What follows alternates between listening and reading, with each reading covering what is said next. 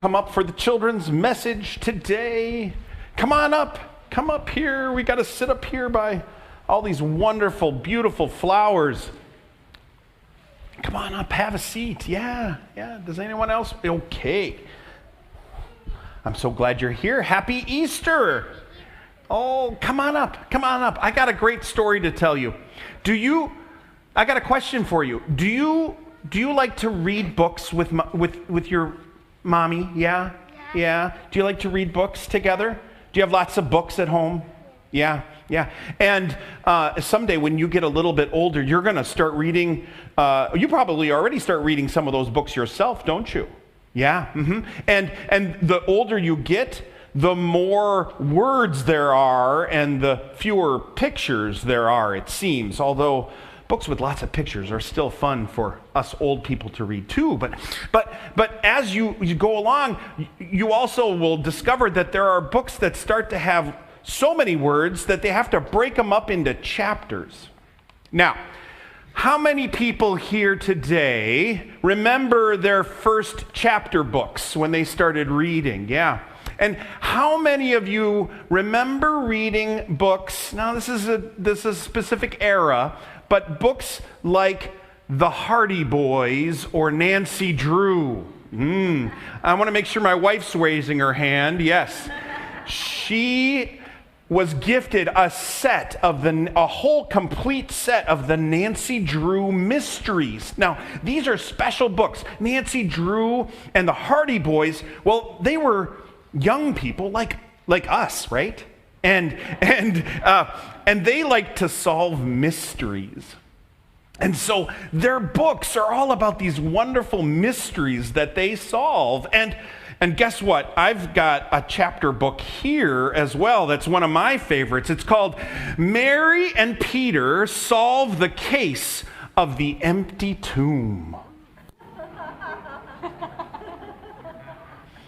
That seems like a fitting story to tell on a day like today, because Mary and Peter solve the case of the empty tomb. Well, I'm not going to read you the whole book because you can see how long it is and you can see how many words are in this book. My God, and there's no pictures. Oh my gosh. So how about I just tell you this story? But for those who understand how these detective stories go, we have to listen for clues in order to solve the case of why the tomb is empty. So the story starts with Mary, who goes to, and a tomb is what? Do we know what a tomb is? A tomb is a place that's kind of like this. There's a rock tomb back here, and it's a rock that has a hole carved out of it, a big part of it that's been tunneled out. And it's a place where we put someone after they have died. We put them in a tomb because they're not alive anymore, they're dead. And so this particular tomb that's in this story is the place where they put Jesus after he died on a cross. So they put him in a tomb, and then they put this big giant stone, so heavy that, it would take a bunch of people to move it, and all kinds of levers and all kinds of work to get that to move. And they move that stone over so that the dead person their body could stay in the tomb, and that's where they would rest forever, behind that big giant stone. Well, early in the morning, late one night, while it's still dark, Mary goes to the tomb to check on it, to pay her respects, probably, for the person who was in there was someone she loved very, very much. And when she got to the tomb, she discovered that the stone fell on the ground, that the stone had been moved away. Well, that explains how the tomb could have been empty, because the stone is rolled. So there's a clue. The stone is no longer in front. And sure enough, the tomb was empty. Jesus, who had been put in there, wasn't there. Now Mary went and ran, and she told her friend Peter.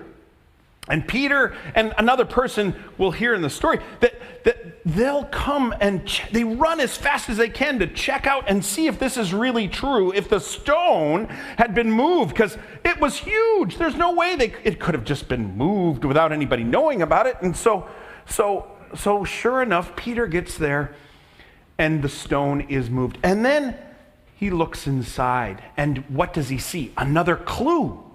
Another clue. When people die, their bodies are wrapped up in cloths, stripped cloths back in this story. And there laying on the ground were the linen wrappings. The cloths that were wrapped around Jesus were just there, and no body. Wow, another clue. Clearly, Jesus isn't there. The tomb is empty, but there were the linen wrappings. Now, Peter took this information and he left. But Mary, she was still wondering what could have happened to Jesus.